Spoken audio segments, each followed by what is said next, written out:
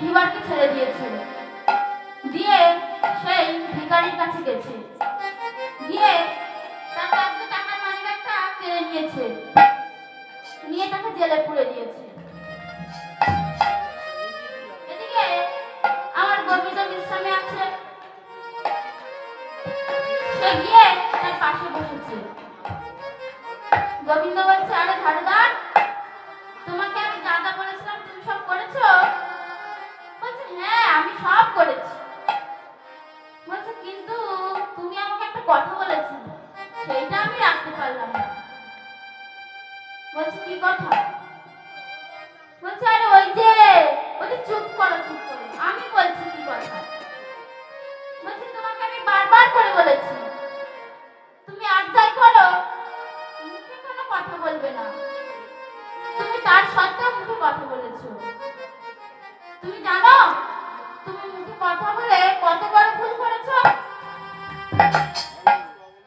বলছে, কেন? আমি আবার কি ভুল করলাম? বলছে, তুমি ভুল করনি, তুমি যে যে ভিখারি ওই টাকার ব্যাগটা নিয়ে গিয়েছিল, সে যদি আজকে সেই টাকাগুলো দিয়ে কিছু খেত তাহলে তার জীবনটা বাঁচত।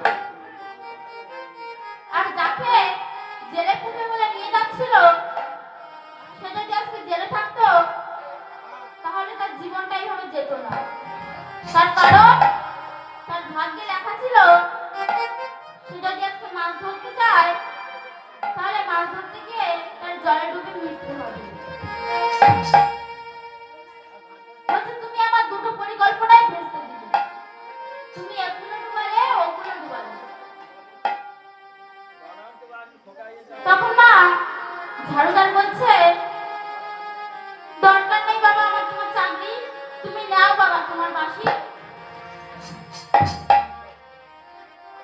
তাহলে মা দেখলেন আমার ভগবান যাই করে তার পিছনে একটা না একটা কারণ থাকে।